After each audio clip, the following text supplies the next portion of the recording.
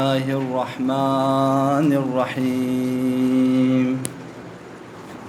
الحمد لله رب العالمين، والصلاة والسلام على أشرف الأنبياء والمرسلين، سيدنا ونبينا وشفيع ذنوبنا وطبيب نفوسنا أبي القاسم محمد. اللهم صل على محمد وآل محمد وعلى آل بيته الطيبين الطاهرين، واللعنة على أعدائهم أجمعين من الآن إلى قيام يوم الدين. أما بعد، فقد قال الله في كتابه الكريم: إن الدين عند الله الإسلام. صدق الله العلي العظيم، وصدق رسوله النبي الكريم. صلى الله عليه وسلم. اللهم صل على محمد وآل محمد. عزیزان گرامی قدر، عزاداران ابا عبداللہ الحسین، ماتمدران سید الشہداء، ماہ محرم الحرام کی آج 7ویں شب ہے۔ خدا کا شکر ہے کہ اس نے ہم اور آپ کو یہ توفیق دی کہ ہم اور آپ اس فرش عزا پر آ سکیں۔ یہاں سے مسلسل ہم اور آپ اسلام کے بنیادی عقائد پر گفتگو کر رہے ہیں، کچھ معروضات قوم کے غیور جوانوں کے خدمت میں پیش کر رہے ہیں، تاکہ ہم اور آپ جو اتنا اہتمام کے ساتھ اس عزاخانے میں آتے ہیں اس کا ہدف اور مقصد سمجھ سکیں۔ اس لیے کہ جب تک ہم اور آپ اپنے اصول کو نہیں سمجھیں گے، اپنے دین کے بنیادی عقائد کو نہیں سمجھیں گے، تب تک ہم خود کو مسلمان کہہ بھی نہیں سکتے اور خود کو مسلمان باقی بھی نہیں رکھ سکتے۔ لہٰذا ہم اور آپ نے یہ سمجھنے کی کوشش کی کہ اسلام کو اگر سمجھنا ہے یا کوئی انسان اپنے آپ کو مسلمان کہنا چاہتا ہے، لازم ہے کہ وہ عالم بنے۔ سب سے پہلا شرط یہ ہے کہ انسان عالم بنے۔ کس چیز کا عالم بنے، کس چیز کو وہ انسان جانے، اس سلسلے میں گفتگو کی کہ انسان یہ جانے کہ یہ کائنات میں اتفاق سے بگ بینگ تھیوری کے ذریعے اچانک وجود میں نہیں آیا ہوں، بلکہ مجھے خالق کائنات نے باقاعدہ ایک ہدف کے ساتھ پیدا کیا ہے۔ خب اس کائنات کے خالق نے جب مجھے ایک ہدف کے ساتھ اس پوری کائنات کو جب وجود میں لایا ہے، تو لازم ہے کہ وہ خالق کائنات مجھے بتائے کہ مجھے زندگی کیسی گزارنی ہے۔ خالق کائنات جب تک نہیں بتائے گا کہ دیکھو تم اس دنیا میں آئے ہو، تمہارا ہدف یہ ہے، تمہارے مقصد حیات یہ ہے، تم اس دنیا تک کے لیے محدود نہیں ہو بلکہ تمہیں اس کے بعد کی دنیا کے لیے جانا ہے۔ علیکم السلام۔ لہٰذا لازم ہے کہ ہم اور آپ پہچانیں کہ خدا کی طرف سے وہ کون سا پیام آیا ہے کہ جس سے پڑھ کر ہم اور آپ اپنے وجود کو ثابت کر سکتے ہیں، اپنے دین کو ثابت کر سکتے ہیں، اپنے آپ کو مسلمان کہہ سکتے ہیں۔ کا اس سلسلے میں عرض کیا آپ کی خدمت میں کہ 2 کتابیں خدا نے ہم اور آپ کے لیے بھیجی۔ ایک پوری کائنات کو خلق کیا، یہ کلمۃ اللہ ہے، یہ بھی خدا کی ایک کتاب ہے۔ جتنا انسان کائنات کے مخلوقات پر غور و فکر کرے گا، جتنا سوچے گا، جتنا تدبر کرے گا، اتنا وہ اس کے وجود میں لانے والے کے بارے میں علم حاصل کرے گا۔ یعنی جتنا غور و فکر آپ اس کائنات کے ذرے ذرے پر کرو گے، اتنا آپ خدا سے، خالق کائنات سے نزدیک ہوں گے۔ یہ ایک راستہ خدا نے بتایا، دیکھو اس کو حاصل کرنے کے لیے ہم نے تمہارے پاس عقل دی ہے۔ دوسری کتاب جو ہم اور آپ کو عطا کی وہ قرآن ہے۔ کہا دیکھو تم ٹھیک ہے ہم نے تیرے پاس عقل دی ہے، لیکن تمہارے عقل کے پاس اتنی توانائی نہیں ہے کہ کائنات کے ہر شے کو کما حق ہو پہچان سکے۔ لہٰذا لازم ہے کہ تم اس نسخے پر عمل کرو جس کو میں نے قرآن کی صورت میں تمہارے پاس بھیجا ہے۔ تو جب ہم قرآن کو پڑھیں گے تو قرآن میں ہم اور آپ کو بتایا جائے گا، دیکھو تم لوگ کیسے وجود میں لائے ہو، اس کائنات کو کیوں وجود میں لایا گیا، کائنات کے بعد کی دنیا کے بارے میں ہم اور آپ کو بتائے گا۔ خوب اب یہ کتاب بھی ہم اور آپ اپنے بل بوتے پہ نہیں سمجھ سکتے، ہم اور آپ کے پاس اس کتاب کو سمجھنے کے لیے بھی کہ جو میسیج خدا نے ہم اور آپ کو کہا ہے کہ وہ واقعاً وہی خدا کا میسیج ہے، اس تک پہنچنے کے لیے ہم اور آپ کو ایک نبی بھیجا، نبی کے بعد اماموں کا سلسلہ رکھا، یعنی خدا نے اس پوری کائنات میں ہمارے اور آپ کے ہدایت کے لیے جب قرآن بھیجا، قرآن کے بعد اس قرآن کی تفسیر کرنے کے لیے، اس قرآن کو بیان کرنے کے لیے نبی بھیجا۔ جب ہم اور آپ یہ عقیدہ رکھتے ہیں اس خدا نے اس پوری کائنات کو وجود میں لایا اور اس کا جیسا کوئی نہیں ہے، لیس کمثلہ شیء، جب یہ عقیدہ ہم اور آپ رکھتے ہیں تو اسے اسلامی اصطلاحات میں کہتے ہیں توحید، یعنی ہم اور آپ کا یہ عقیدہ رکھنا کہ اس پوری کائنات کو وجود میں لانے والا علیم ہے، حکیم ہے، قادر ہے، اس قادر مطلق نے اس پوری کائنات کو وجود میں لایا ہے۔ جب ایک انسان عالم ہوگا تو وہ علم وجود میں لائے گا۔ ہم اور آپ کے لیے ایک جملہ ہے، ایک اصطلاح ہے، ایک فارمولہ ہے، کہا جاتا ہے کہ برتن میں جو ہوتا ہے وہی باہر آتا ہے۔ آپ برتن میں پانی رکھو گے پانی باہر آئے گا، برتن میں جوس رکھو گے جوس باہر آئے گا، برتن میں کھانا رکھو گے کھانا باہر آئے گا۔ یہ مثال ہے اس کے لیے انسان کے دل میں جو ہے وہی باہر آتا ہے۔ آپ کے دل میں علم ہے علم باہر آئے گا، آپ کے دل میں جہل ہے جہل باہر آئے گا، آپ کے دل میں دل سوزی ہے، محبت ہے ایک دوسرے کے ساتھ، وہ باہر آئے گا، آپ کے دل میں حسد ہے غیبت ہے، وہ باہر آئے گا۔ لہٰذا جب خدا کون ہے؟ خدا وہ ہے جو علم کل ہے، جس کے پاس تمام کائنات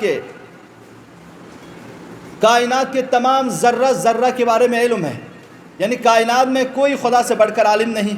تو جب وہ شخص وہ ذات جب کسی چیز کو وجود میں لائے گا وہ علم سے بھرا ہوگا، وہ خالی علم سے نہیں ہوگا۔ اگر وہ حکیم ہے تو جو وہ وجود میں لائے گا حکمت سے خالی نہیں ہوگی۔ تو آپ خود اندازہ کر لو، جب ہمارا اور آپ کو یہ عقیدہ کہ اس پوری کائنات کو حکیم مطلق، عقل مطلق، علم مطلق نے وجود میں لایا ہے تو یہ پوری شے یا حکمت سے بری ہوگی یا علم سے بھرا ہوگا یا قدرت سے بری ہوگی۔ لہٰذا ہم اور آپ کو ان چیزوں پر غور کرنی چاہیے۔ جب پہلا انسان، میرے ذہن سے اس کا نام نکل گیا ہے، جب وہ چاند پہ گیا تو اس نے جب واپس آ کر اس سے انٹرویو لی تو اس نے کہا کہ دیکھو جب میں وہاں پہ گیا میں نے سوچا کہ یا تو میں دیوانہ ہوں یا مجھ پر جادو کیا گیا ہے کہ کائنات کی اتنی بہترین مخلوقات، اتنے عظیم و شان عجائب، اب میں سمجھا کہ جو اس دنیا میں رہتا ہے یا وہ پاگل ہے یا ان پہ جادو کیا گیا ہے۔ قرآن کی ایک آیت بالکل اس بات کی ترجمانی کرتا ہے۔ ہم کہیں گے شاید اس نے اسے پڑھ کے کہا ہو یا قرآن اس حقائق کو بیان کر رہا ہو۔ دیکھو تم میں سے ہر کوئی جب میرے علم کے دقائق کو، علم کے حقائق کو، علم کی ظرافتوں کو پہچانو گے، ہر کوئی اقرار کرے گا کہ جتنا عالم بنتا جاؤ گے اتنا اقرار کرو گے جتنا میں جاہل ہوں گا اتنا میں سفاہت میں ہوں۔ لہٰذا قرآن کہتا ہے جب تم اونچائی کی طرف جاؤ گے تو خود بخود تم کہو گے کہ واقعاً یا ہم پر جادو کیا گیا ہے کہ ہم اتنی ادنا سی چیز کے لیے راضی ہو گئے دنیا جیسی، کہ کائنات تو اس سے بڑھ کر اور بھی ہے، بہت سی چیزیں ہیں اس دنیا میں کہ جس کو ہم اور آپ کو جاننا ضروری ہے۔ تو اس خالق کائنات نے، اس کائنات میں ہم اور آپ حکمت سے، ہمارے اور آپ میں حکمت، ہم اور آپ میں علم، تو جب پوری کائنات کو علم کل نے، عقل کل نے، قادر مطلق نے وجود میں لایا ہے تو اس میں علم ہی ہوگا، جہل نہیں ہوگی، جہالت نہیں ہوگی، حکمت ہوگی۔ تو ہم اور آپ کی ذمہ داری ہے جتنا اس میں تحقیق کرو گے آپ حکیم بنو گے، آپ عالم بنو گے۔ خدا نے کہا تم اس کے ذریعے مجھ کو پہچان سکتے ہو، مجھ تک آ سکتے ہو، دوسرے قرآن کے ذریعے، لیکن تم کا ما حق ہو، نہ قرآن کو سمجھ سکتے ہو نہ اس کائنات کے ذرات میں۔ جتنا تم ریسرچ کرتے جاؤ گے اتنا تم اس کائنات کے ذرافتوں میں اتنا غرق ہو جاؤ گے کہ سوچ بھی نہیں سکتے۔ آج دنیا انسان کے ایک ایک اعضاء و جوارح پر اتنا ریسرچ کیا، اتنی تحقیق کی کہ انسان کے ایک ایک پارٹ آف باڈی کے لیے اسپیشلسٹ انہوں نے بنایا. کان کے اسپیشلسٹ، آنکھ کے اسپیشلسٹ، ناک کے اسپیشلسٹ، اعضاء و جوارح جتنے بھی ہمارے ہیں سب کے لیے اسپیشلسٹ ڈاکٹر وجود میں لائے. کیوں؟ کیونکہ لوگوں نے کائنات کی اس آیت پر توجہ کی، تبھی ریسرچ بڑھا، تحقیق بڑھا.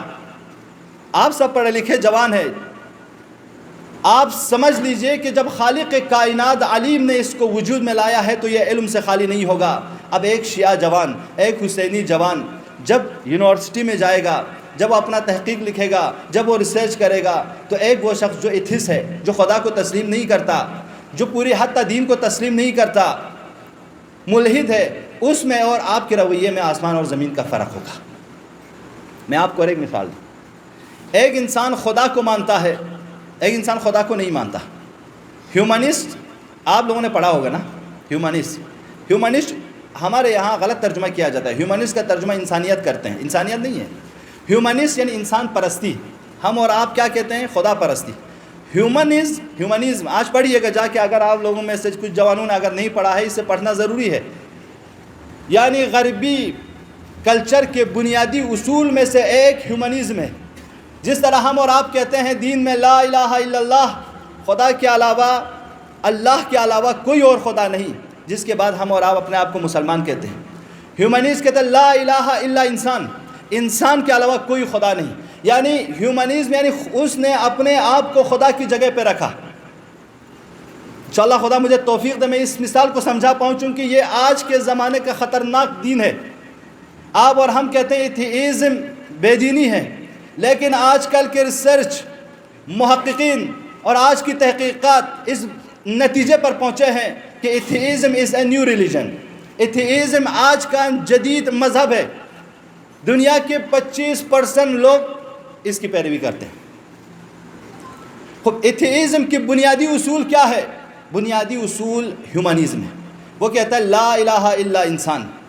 غور سے سنیے گا جوانوں، کوئی خدا نہیں سوائے انسان کے. یعنی ہم انسان ہے جس نے خدا کو وجود میں لایا. ہم انسان ہے کہ ہمارے پاس عقل ہے، ہمارے پاس توانائی ہے، ہم ہر چیز کو درک کر سکتے ہیں. ہمیں کیا خدا، کوئی خدا ہو، کوئی نبی ہو، ہمیں بتانے والے کی کیا ضرورت ہے؟ ہم اپنے حساب سے چل سکتے ہیں. وہ یہ دلیل پیش کرتے ہیں چونکہ انسان کے پاس عقل ہے، صلاحیت ہے تو چل سکتے ہیں، لہٰذا ہمیں کوئی خدا آ کے بتائے اس کی ضرورت نہیں ہے.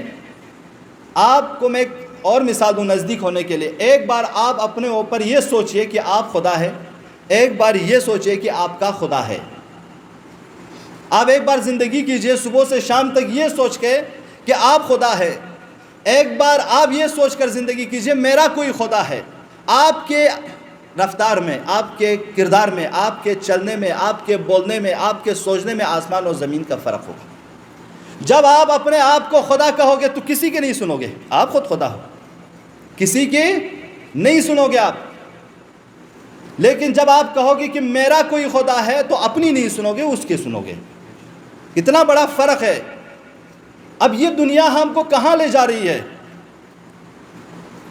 آپ اور ہم آسانی کے ساتھ ہیومنزم کو یا لیبرلزم کو یا کمیونزم کو یا کیپٹلزم کو آسانی کے ساتھ گزر جاتے ہیں. سمجھتے ہیں کہ یہ اس کا کوئی اثر نہیں ہے.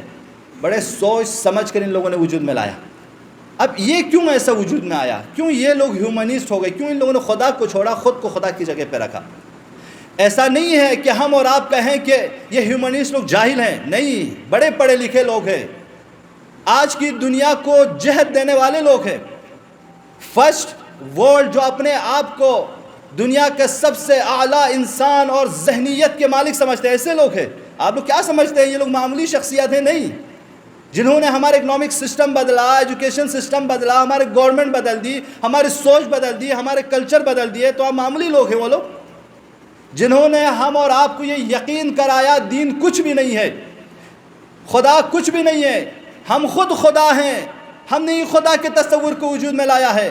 تو کتنا فرق ہو جائے گا انسان جب انسان خود کو خدا کی جگہ پہ لائے گا.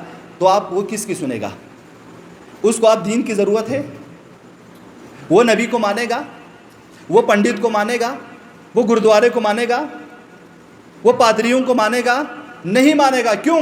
کیونکہ وہ کہتا ہے کہ جب میں خود خدا ہوں تو مجھے کسی بتانے والے کی ضرورت نہیں ہے. یہ ایک بنیادی اصول ان کے یاد رکھیے گا. دوسری بنیادی اصول ان کا سیکولرزم ہے. اصول پرنسپلز بتا رہا ہوں جو آج کے زمانہ چلا رہا ہے ہمیں جس کی طرف، جن کے بنا پر سیکولرزم سے مراد کیا ہے جوانوں؟ ہم اور آپ کو بتایا جاتا ہے کہ دیندار بننا چاہتے ہو بنو، وہ انکار نہیں کرتا سیکولر، کہتا ہے تمہیں دیندار بننا ہے بنو، لیکن دین صرف تمہاری فردی زندگی میں تمہارے گھر تک محدود ہے.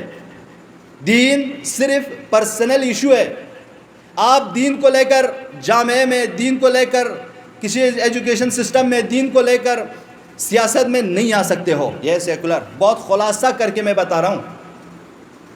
سیکولرزم کہتے ہیں کہ ہم دین کے مخالف نہیں ہیں، لیکن وہ خود یہ نعرہ لگاتے ہوئے دین کو جامعہ سے حذف کرتا ہے، جامعہ سے ختم کرتا ہے، دین کو جامعہ میں مطرح ہونے سے ختم کرتا ہے.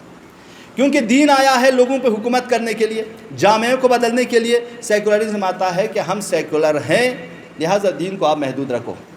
اب بہت اچھا لگتا ہے انسان کو نعرہ، بھئی مذہب ہو، آپ مذہبی لوگ ہو تو اپنے گردوارے میں، مسجد میں، مندر میں، معبد میں، جہاں بھی آپ دین کے کام انجام دیتے ہو وہاں انجام دے دو، لیکن آ کے آپ گورنمنٹ میں، پارلیمنٹ میں، سیاست میں آ کر دین مطرح کرنا چاہو، یہ غلط ہے. سیکولر یہ بھی ویسٹرن فلسفی کی ایک اصول ہے. تیسری اصول ان کے لبرلزم ہے. انہوں نے سیکولرزم کے ذریعے دین کو حذف کیا. اب یہاں پہ یہ غلط فہمی میں مت جائیے گا، دین سے مراد ان کے، آپ سوچے گا ہمارے خلاف صرف اسلام کا انکار کرتے، نہیں، وہ کرسچن کو نہیں مانتا، بدھزم کو نہیں مانتا، سکھزم کو نہیں مانتا، جینزم کو نہیں مانتا، شنتوئزم کو نہیں مانتا، کسی بھی مذہب جو دنیا میں الہی اور بشری مذاہب ہے ان سب کو کیا کرتے ہیں یہ لوگ؟ انکار کر دیتے ہیں. کہا یہ سب کچھ ہم ان کے معتقد نہیں ہیں. تیسری چیز جو ان کے یہاں بنیادی اصولوں میں سے وہ ایک لیبرل ہے. لیبرل کا مطلب انسان، جو فارسی میں بہت بڑی بہترین اصطلاح ہے، بی بند دوبار، یعنی جو بھی دل چاہو کرو، چار دیواری آزادی. انسان کو بد اخلاق بنانا، بی حیا بنانا، بی غیرت بنانا، یہ لیبرلزم ہے. آپ ماں باپ کے ساتھ بے غیرت بن جاؤ گے، بہن کا بھائی کا رشتہ ختم ہو جائے گا. لیبرل جب بنو گے آپ، انسان جب بے غیرت بن جاتا ہے نا تو وہ کسی چیز کا لحاظ نہیں رکھتا.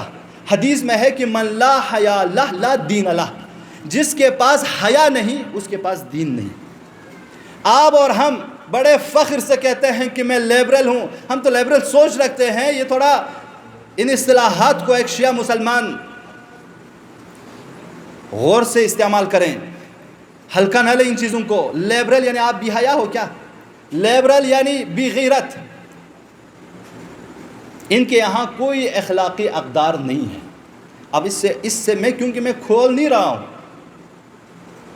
یعنی آپ کسی کے ساتھ جو دل چاہے کر سکتے ہو. ہمارے یہاں چار دیواری اختیاری نہیں ہے، اصول ہیں، اخلاق بھی اقدار پہ ہیں. آپ گھر کے اندر سب کچھ نہیں کر سکتے. ماں باپ ہیں، بہنیں ہیں، بھائی ہیں، ان کا رعایت کرنا آپ کے اوپر لازم ہے.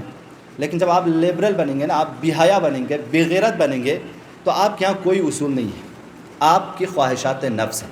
لیبرلزم کو اسلامی اصطلاحات میں خواہشات نفس کی پیروی کرنا. وہ لوگ جنہوں نے اپنی خواہشات نفس کو اپنا خدا مانا ان کو کہتے ہیں لیبرلزم. اس سے میں واضح نہیں کر سکتا آپ لوگوں کو جوانوں. یہ تین بنیادی اصول ہیں آج کے جدید فلسفی کے. جن تین اصولوں کی بنا پر آج کی گورنمنٹ بنتی ہے، ایجوکیشن سسٹم بن رہے ہیں، ساری ہمارے اور آپ کے تعلیمی اور اقتصادی میدانوں میں جو بھی ایکٹیویٹیز ہو رہی ہیں ان اصولوں کی بنا پر. اب آپ مجھے بتائیے ان اصولوں کے اوپر اگر کوئی چلے گا تو وہ خدا پرست بنے گا، وہ دیندار بنے گا، اس کے پاس اخلاق ہوگی. تو آج دیکھیے آپ ٹی وی شوز پہ دیکھیے، کہیں بھی کتنا بد اخلاقی، کتنے فوج، کتنے گندگی آسانی کے ساتھ بول دیتے ہیں اور اس کو افتخار سمجھتے ہیں. آپ اور ہم کو جنگ، آپ اور ہمارے لیے خطرہ ان افکار سے جوانوں. یہ ہے سافٹ وار. اس میں ہم اور آپ کو بیدار رہنا ہے. یعنی ہم اور آپ جو امام زمان اجر اللہ تعالی فرجہ الشریف،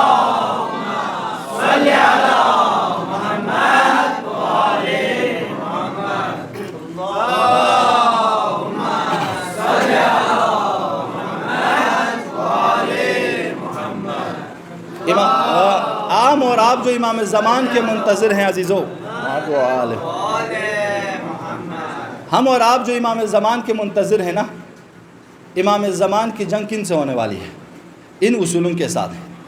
تو ہم اور آپ کو اس کے مد مقابل میں اپنے آپ کو دین سے نزدیک کرنا پڑے گا، خدا سے نزدیک کرنا پڑے گا، اخلاقیات سے نزدیک کرنا پڑے گا، اس لیے کہ اگر ہم اور آپ بھی ان کے شعار پہ شعار لگاتے ہوئے چلے تو خود بخود ہم بے دین ہو جائیں گے، ہم خود بخود دین سے، اخلاقیات سے دور ہوتے جائیں گے۔ جب ایسا زمانہ آ جائے گا کہ ہم دین سے، اخلاقیات سے دور ہو جائیں تو آپ ایسے انسان بن جائیں گے، انذرتم ام لم تنذرہم، ان کے لیے کوئی فرق نہیں پڑے گا، یعنی برابر ہے اس انسان کے لیے، چاہے ان کو ڈراؤ یا مت ڈراؤ، چاہے اخلاقیات بتاؤ یا مت بتاؤ، سب برابر ہے ان کے لیے۔ تب ایسے زمانے میں ہم اور آپ جی رہے ہیں تو ہماری ذمہ داری ہے کہ ہم دینی تعلیمات کی طرف آئیں۔ ہمارے لیے بھی بنیادی 3 اصول ہیں۔ ہم اور آپ کو کہا جاتا ہے لا الہ الا اللہ، دیکھو تم خدا کے علاوہ کسی کی عبادت نہیں کرنا، خدا کے علاوہ کسی کے سامنے سر نہیں جھکانا، دیکھو تیرا خدا صرف اللہ ہے، تم اس کے غلام ہو، تم اس کے بندے ہو، اپنے آپ کو خدا کے حوالے کرنا، اب جو کچھ خدا کہے اس پہ سر تسلیم خم کرنا مسلمان ہے، اس کی فرمان برداری کرنا مسلمان ہے، اس کے حکم کو تسلیم کرنا مسلمان ہے۔ اب جب ہم اور آپ یہ کہتے ہیں تو ہم اور آپ کے لیے خود بخود جب لا الہ الا اللہ کلمہ ہم اور آپ پڑھتے ہیں تو ہم اور آپ کے لیے خود بخود دین میں اچھا جب میں نے خدا کو تسلیم کیا تو مجھے خدا کے قانون کو بھی، دین کو بھی تسلیم کرنا پڑے گا۔ جب خدا کے قانون اور دین کو تسلیم کیا خود بخود احکام آئے گا، اخلاق آئے گا جسے مجھے سمجھنا ہے، جس کے سمجھے بغیر میں مسلمان رہ نہیں سکتا، جس کے سمجھے بغیر میں مسلمان کہہ نہیں سکتا۔ تو آپ خود اندازہ کیجئے اس خطرناک جنگ میں ہم اور آپ ہیں۔ دنیا نے میں نے پہلے کہا دنیا نے پورا سوچ بدل دی، رونیسانس کے بعد انسان کے سوچنے کے ڈائریکشن چینج کیے گئے، آپ کو سائنس پر یقین دلایا گیا، سائنس علم ہے، سائنس سورس آف نالج ہے، سائنس کے علاوہ کچھ اور نہیں۔ کیا ہم مسلمان یا اسلام سائنس کے مخالف ہیں؟ اسلام بہت بڑا مذہب ہے، سائنس تو اس کا جز ہے، اسلام کل ہے تو سائنس اس کا جز ہے۔ اسلام اور سائنس میں کیا ہے، چونکہ میں موضوع سے نکل جاؤں گا، وہ کل کے گفتگو میں رکھوں گا آپ کی خدمت میں کہ اسلام سائنس کے بارے میں کیا نظر رکھتا ہے۔ لہٰذا جوانوں، جب ایسا ماحول ہے جہاں پہ ہم اور آپ کو دین سے، خدا سے، اخلاقیات سے دور کیا جائے گا تو ایسے موقع پہ مولا علی نے فرمایا اگر چاہتے ہو ایسے موقع پہ، ایسے خطرناک حالات میں خود کو بچانا تو میں ایک فارمولہ دے رہا ہوں، وہ یہ کہ من اصلح معادہ ظفر بالرشاد۔ دیکھو ایسے وقت میں جو انسان اپنے قیامت کو بنائے وہ رشد کرے گا، سعادت مند ہوگا، وہ ہدایت مند ہوگا، وہ کامیاب ہوگا۔ عجیب ہے نا، مولا علی کیا فرما رہے ہیں؟ مولا علی فرما رہے ہیں دیکھو تم دنیا پرست تبھی بنو گے جب تم قیامت کو بھولو گے، تم انسان پرست تبھی بنو گے جب تم قیامت کو بھول جاؤ گے کہ میرا حساب ہے، میرے ساتھ جزا و سزا ہے۔ تم حلال اور حرام کی رعایت تبھی نہیں کرو گے جب تم قیامت کو بھول جاؤ گے۔ قیامت کے سلسلے میں انسان کے 3 فکر ہیں۔ کچھ لوگ ہیں جو بالکل قیامت کو نہیں مانتے، منکر ہے قیامت ہیں، جیسے آج کا ایتھیس، آج کا پورا سسٹم جو میں نے آپ کو بتایا، تمام ملحدین، یہ لوگ کہتے ہیں کہ ان حیاتنا دنیا نموت و نحیا، یہ دنیاوی، خدا یعنی تفسیر کرتا ہے ایسے لوگوں کی، یہ ہماری دنیاوی زندگی تو یہی ہے نا کہ ہم جئیں گے اور مریں گے، عیش کریں گے، کھائیں گے، پیئیں گے، جنسی خواہشات کو پورے کریں گے، کمائیں گے، پر اس کے علاوہ اور آخرت کے لیے بنائے ایثار، قربانی، فداکاری، یہ سب کوئی معنی نہیں دیتا۔ کیوں معنی دے گا؟ کیوں معنی نہیں دے گا؟ کیونکہ یہ لوگ وہ سزا اور جزا جو قیامت کے بعد ہوگی اس کو تسلیم نہیں کرتے۔ کچھ گروہ ایسے ہیں جو قیامت سے دور ہیں، یہ انکار نہیں کرتے، نہیں کہتے کہ قیامت نہیں ہے، کہتے ہیں میں گمان کر رہا ہوں شاید نہ ہو، یعنی قیامت پر ایمان اس کا نہیں ہے، انکار نہیں کرتا۔ ایک گروہ ہے جو قیامت پر یقین ہے، جیسے ہم اور آپ کو یقین ہے کہ کل قیامت ہوگی، ہمارے نام اعمال ہمارے سامنے آئے گا، ہمارے لیے جو ہم نیک کام کیے ہوں گے اس کا جزا دیا جائے گا، جو ہم برے کام کیے ہوں گے اس کا سزا دیا جائے گا، یہ ہمارا عقیدہ ہے۔ جب یہ عقیدہ ہے، یہ عقیدہ رکھنے والوں کے لیے مولا علی فرما رہے ہیں دیکھو من اصلح المعاد ظفر بالرشاد، تم جب قیامت کو اصلاح کرو گے، ہمارا عقیدہ ہے کہ قیامت آنے والی ہے، تو قیامت کو تم بناؤ گے، تم واقعیت میں کامیاب ہوں گے، حقیقت میں تم راشد ہوں گے، حقیقت میں تم کامیاب اور کامران ہوں گے۔ اب آپ اندازہ کرو عزیزو، اس کو صحیح کرنے کے لیے، اصلاح کے لیے ہمیں کیا کرنا ہوگا؟ جب انسان اپنا اصلاح کرنا چاہے گا، جب یہ یقین رکھے گا کہ میں اس دنیا میں جو بھی کروں گا اس کا مجھے نتیجہ ملنے والا ہے، میں اچھا کروں، میں برا کروں، میں حلال اور حرام کی رعایت کروں تو مجھے اس کا جزا ملے گا۔ قیامت کا عقیدہ بے انتہا ضروری ہے۔ جب ہم قیامت پر عقیدہ رکھیں گے، چونکہ آخری گفتگو ہے عزیزو، قیامت پر جب ہم عقیدہ رکھیں گے تبھی ہم اور آپ سدھریں گے، تبھی ہم اور آپ اپنے آپ کو بدلیں گے۔ اگر ہم اور آپ قیامت پر یقین نہیں رکھیں گے، ہم اور آپ میں اور جانوروں کی زندگی میں کوئی فرق نظر نہیں آئے گا۔ آج بہت سے لوگ کیوں خودکشی کرتے ہیں؟ کیوں دنیا میں جو اپنے آپ کو فرسٹ ورلڈ، دنیا کے سب سے متمدن اور سیولائز کہتے ہیں اپنے آپ کو، ان کے یہاں سب سے زیادہ جرائم پائے جاتے ہیں؟ کیوں زیادہ خودکشی وہاں پہ ہیں؟ کیوں زیادہ فساد اخلاقی وہاں پہ ہیں؟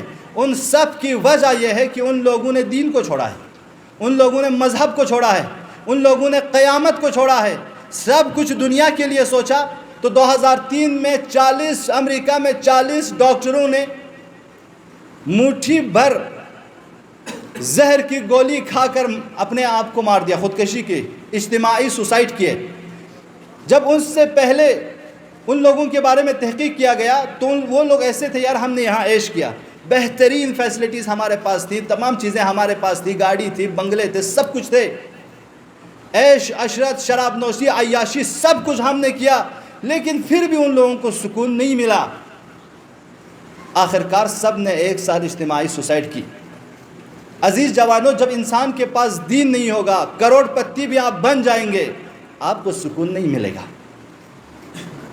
قیامت کی یاد آپ کو سکون دلاتا ہے، قیامت کی یاد آپ کو نشاط رکھتا ہے، خوشحال رکھتا ہے، نا امید ہونے نہیں دیتا۔ اگر میرے اوپر ظلم ہو رہا ہے تو ضرور اس ظلم کا ایک نہ ایک دن مجھ سے بدلہ لیا جائے گا۔ لہٰذا عزیزو، انسان نا امید نہیں ہوتا جب موت کو یاد رکھتا ہے۔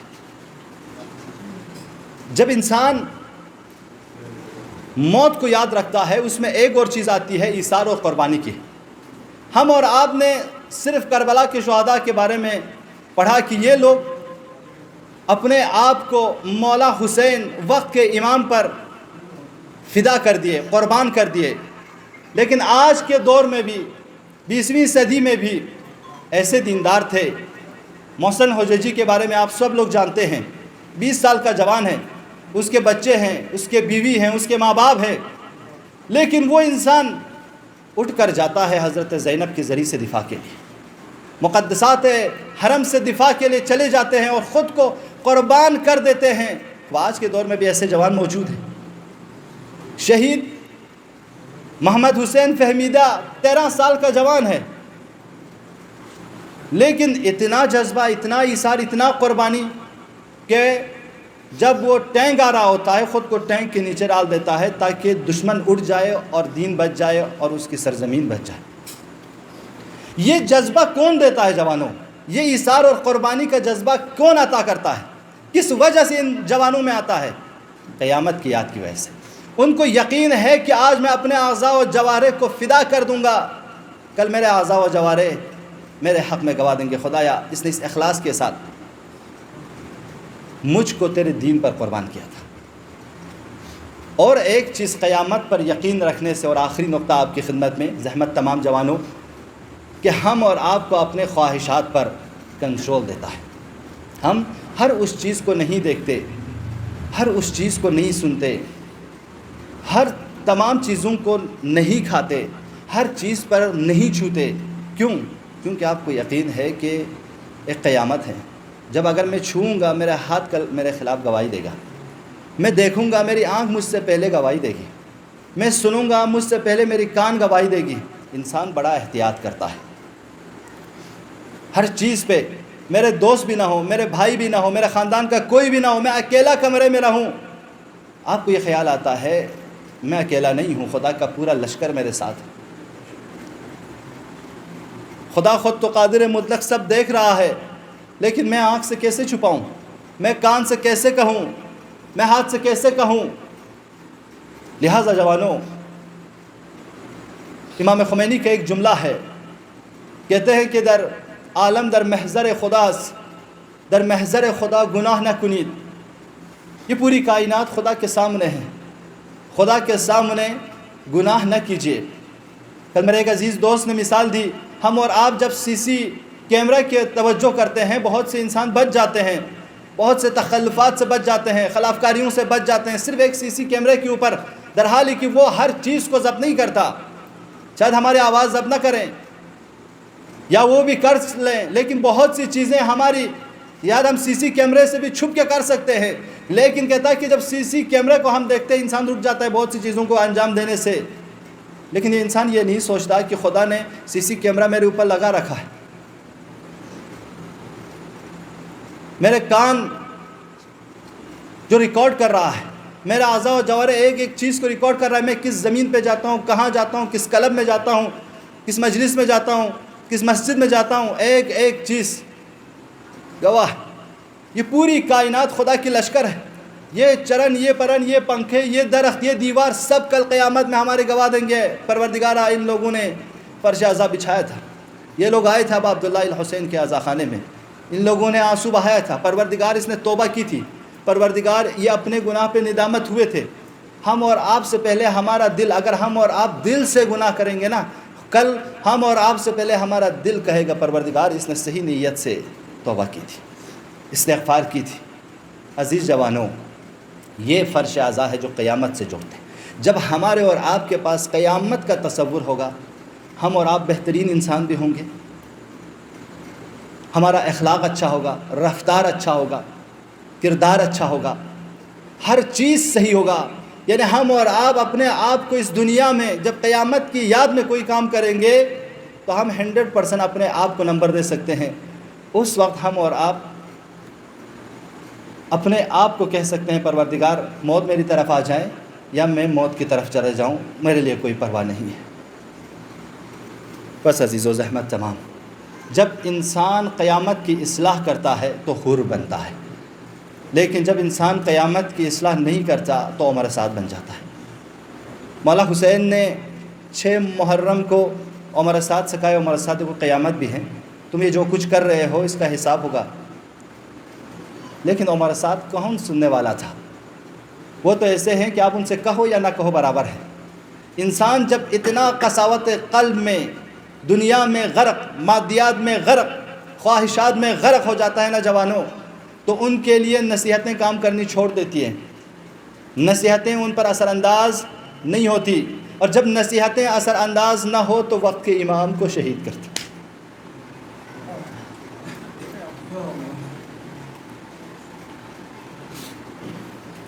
لیکن انسان کا دل پاک ہو تو غیر مذہب کے بھی ہونا، شاید کربلا تک اس نے امام حسین کو نہ پہچانا ہو، امام حسین کے دین پہ نہ ہو، لیکن اس وقت جب وہ عقل کی بات، قیامت کی بات سمجھ جاتا ہے، وہ سمجھتا ہے کہ اب میرے اس دنیا کے بعد بھی کوئی دنیا ہے، اس کی اصلاح سوچتا ہے تو فوراً ایمان لے آتا ہے، جنتی بن جاتا ہے۔ وہ لوگ جو عمر بھر نماز پڑھ رہے تھے، قرآن یاد کر رہے تھے، جہنمی ہوئے۔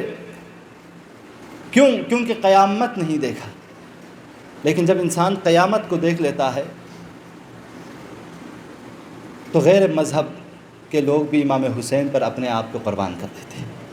عزیز جوانوں، یہ فرش عزا ہے، آپ جوان ہیں، آپ کی تمام مناجات پر خدا فخر کرتا ہے، اہل بیت فخر کرتے ہیں۔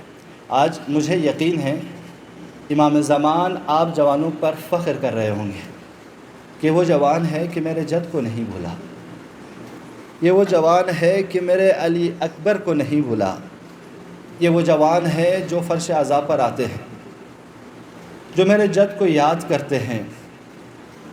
کتنا خوش نصیب ہیں آپ کہ وقت کے امام آپ پر فخر کریں۔ ہم میں اور آپ میں کتنے ایسے دوست ہیں جو ابھی کمروں میں لیٹے ہوں گے، جن کو کوئی احترام نہیں ہے، اہتمام نہیں ہے، ان سے تو 1000 گنا آپ قابل فخر ہے نا۔ ہاں، بھائی کو لے کے آئے، دوست کو لے کے آئے، روم میٹ کو لے کے آئے، چلو فرش عزا پر، چلو کب تک اس طرح لوبالی بن کے رہو گے؟ کچھ اپنے آپ پہ بھی سوچو. میرا بھی حق بنتا ہے کہ تم میرا دوست ہے، آخر دوستی کا بھی کچھ حق ہے. تم میرا روم میٹ ہے، کلاس میٹ ہو، کوئی حق بنتا ہے میرا. چلو خوش نصیب ہیں آپ عزیزو. شاید تمام شہدائے کربلا آپ لوگوں کے لیے دعا کریں کہ ان لوگوں نے میری یاد کو باقی رکھا ہے، اور بالخصوص آپ جوانوں کے لیے نمونۂ عمل حضرت علی اکبر آپ لوگوں کے لیے دعا کریں گے. عزاداران ابا عبداللہ الحسین، اس فرش عزا پہ آئے ہو، فخر کرو، فخر کرو کہ ہم عزادار ہیں، فخر کرو کہ ہمیں توفیق دی خدا نے. اس لیے کہ انسان دنیا میں کوئی بھی عمل ایسا نہیں کرتا نیک جب تک خدا کی توفیق اسے شامل نہ ہو. آپ کیا سمجھتے ہیں کوئی بھی کام آپ اپنی مرضی سے کرتے ہو؟ نہیں، نیک کاموں کے لیے توفیق الہی کا شامل ہونا ضروری ہے. آج آپ فرش عزا پہ آئے ہو، مومن کے لیے دعا کرتے ہو، دوستوں کے لیے دعا کرتے ہو، ماں باپ کے لیے دعا کرتے ہو. خدا نے آپ کو توفیق دی ہے، ضرور آپ کے ماں باپ نے آپ کے لیے دعا کی ہے، اور آج آپ کی ذمہ داری ہے کہ والدین کے لیے دعا کرو. اس فرش عزا پہ آئے ہو، بنی ہاشم کے اولین شہید کی مصائب سننے آئے ہو. قمر بنی ہاشم یہ وہ شخص ہے جس کو دیکھ کر اہل بیت رسول اللہ کو یاد کیا کرتے تھے. ایک دفعہ امام سجاد سے پوچھا گیا، مولا کیا آپ نے اپنے بھائی حضرت علی اکبر کی شہادت کو آپ نے محسوس کیا ہے، آپ نے دیکھا ہے؟ امام زین العابدین مدینے میں ہے. پوچھتے ہیں چاہنے والے، میں تو غشی کے عالم میں تھا، میرا بھائی آیا، میرے تلووں کا بوسہ دینے لگا. یہاں پہ ایک عالم دین فرماتے ہیں، میں پوچھوں گا حضرت علی اکبر سے، مولا کیوں آپ اپنے بھائی امام سجاد کے پاؤں کے بوسہ لے رہے ہیں؟ کیوں آپ ان کے پیشانی کا بوسہ نہیں لے رہے ہیں؟ کیوں آپ ان کے ہاتھوں کا بوسہ نہیں لے رہے ہیں؟ تو عالم کہتے ہیں شاید حضرت علی اکبر کہے، ارے یہ میرے بھائی کانٹوں پہ چلیں گے، طاغر زنجیر ہوں گے، کربلا سے کوفہ، کوفہ سے شام پھرائے جائیں گے. اجرکم اللہ، اجرکم اللہ. عزاداران ابا عبداللہ الحسین، کوئی غم نہ دے سوائے غم ابا عبداللہ الحسین کے. آج مولا حسین کو پرسہ دینے آئے ہو، آپ شہزادی زینب کو پرسہ دینے آئے ہو. عزاداران ابا عبداللہ الحسین، ایک دفعہ تمام اصحاب و انصار روز عاشورہ شہادت پہ پہنچ چکے، اب بنی ہاشم کی باری ہے. جتنے بھی آئے مولا حسین نے اجازت نہیں دی، لیکن جیسے ہی علی اکبر آئے، بابا میں جانا چاہتا ہوں، امام حسین نے فوراً اجازت دے دی. ابا پہنایا، امامہ پہنایا، زرہ پہنایا، تلوار رکھ دی، کہا میرے بیٹے خدا حافظ.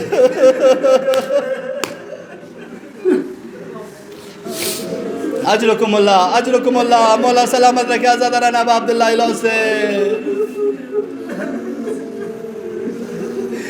امام حسین نے علی اکبر کو رخصت تو کی، لیکن آگے جا کر بارگاہ الہی میں دعا کی، پروردگارا میں ایسے شخص کو تیرے بارگاہ میں بھیج رہا ہوں، ارے جو رسول تیرے رسول سے سیرت میں بھی، اخلاق میں بھی تیرے رسول کے شبیہ ہیں. اے میرے مالک، جب بھی ہم تمہارے نبی کی زیارت کے شرف ہوتا تھا، ہم اپنے بیٹے علی اکبر کو دیکھ لیا کرتے ہیں. بس عزیزو، علی اکبر رن کی طرف جا رہے ہیں، جاتے جاتے یہ محسوس کیا کہ کوئی میرے پیچھے دوڑے دوڑے آ رہے ہیں. فوراً رک گیا، پیچھے دیکھا، کیا دیکھا؟ بوڑھا باپ آ رہا.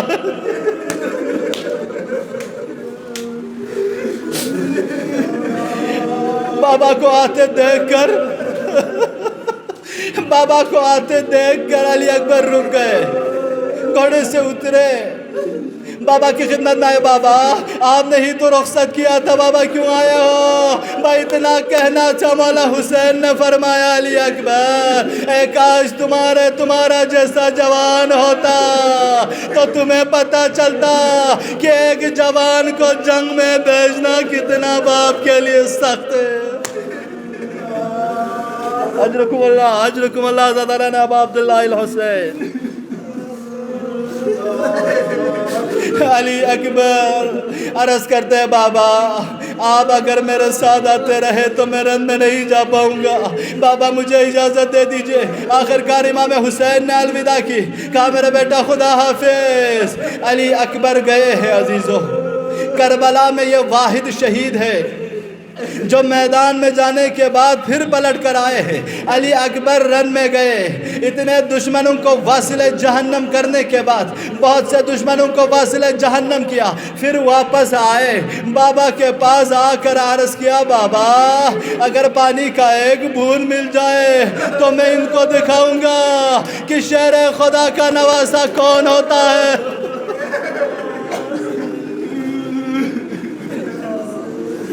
العطش قد قتلني بابا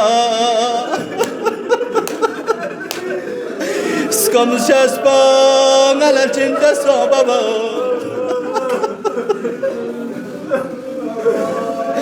مقتل نویس لکھتے ہیں جیسے ہی علی اکبر نے واپس آ کر پانی مانگا, علی اکبر کے والدہ نے مشکیزہ کو بار بار پلٹایا کہ کہیں ایک بوند پانی مل جائے, میرا بیٹا پیاسا ہے.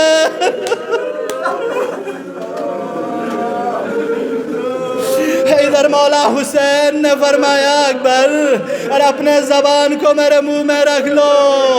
جیسے ہی علی اکبر نے اپنی زبان کو مولا کے منہ میں رکھا فوراً نکال کے عرض کیا بابا ارے آپ کی اذان تو مجھ سے بھی زیادہ خوش ہو گیا.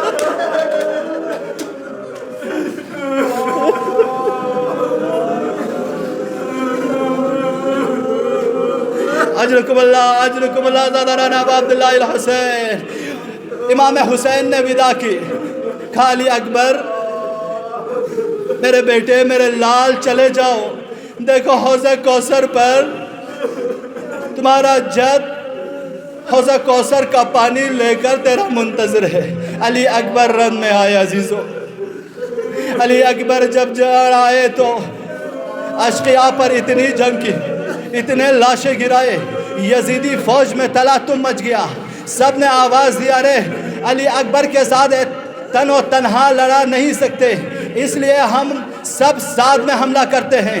عزیزو جب علی اکبر پر حملہ کیا چاروں طرف سے بھاگی ہوئی فوج جب جمع ہو کے آئی ہے, ارے کسی نے تیر پھینکا, کسی نے تلوار پھینکا, ایک ملعون نے ایک نیزہ ایسا پھینکا کہ علی اکبر کے سینے میں پیوست ہو گیا. علی اکبر نے بابا کو یاد کیا, یا ابتا ادرکنی, بابا میری نصرت کو آئیے. اجرکم اللہ زادہ رانا ابا عبداللہ الحسین. مولا حسین جب آئے ہیں عزیزو, مقتل نویس کہتے ہیں مولا حسین جب آئے بہت سے لاشیں بکھرے ہوئے تھے, مولا اٹھتے تھے پھر گرتے تھے, مولا اٹھتے تھے پھر گرتے تھے. اتنے میں آواز دی یا بنیا میرے علی, ارے کہاں ہو مجھے کچھ نظر نہیں آ رہا ہے.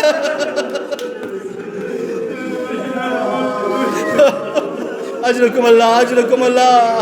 بس اتنا کہنا تھا بابا میں آپ کے قدموں کے پاس ہوں.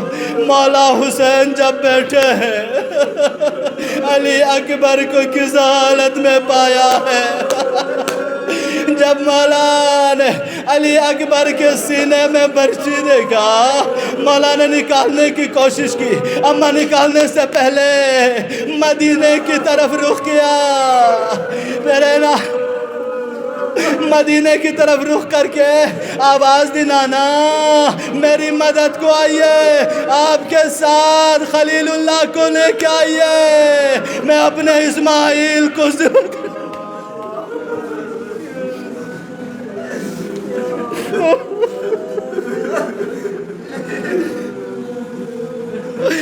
أجركم الله زاد لنا أبو عبد الله الحسين الله زادركم حضر امام حسین بيقبل فرصته مولاي بيقباز قاسم جنازة كم الله مولاي بيقبش شبسه كل جوان علي أكبر بيقبل كون صدقته يرانا غلر تخفيات وقتی حضرت حوری بسا شهادت کتون منا حبیب حضرت حوری بساس آواز تنگل بابنگی مدلس کتن زربنا حضرت حوری فیغبا گره میگیاد جنازه که یوم الله اما ستونه حضرت حور بزگزنا مولا حسین فیغبا حضرت حور میگیاد جنازه کردو کسل ملله کران سرمایی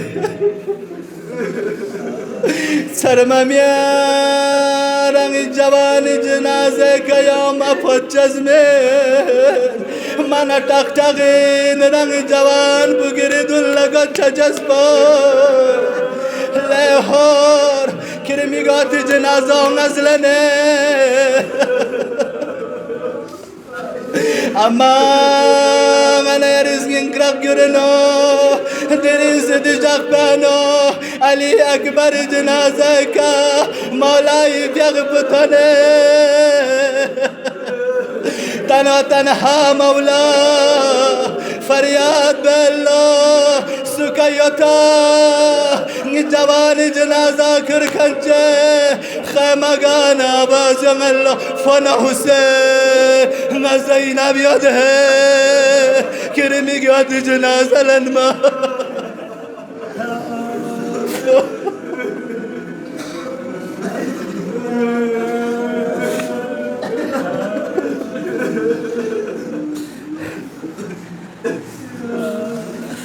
ألا لعنة الله على القوم الظالمين وسيعلم الذين ظلموا أي منقلب ينقلبون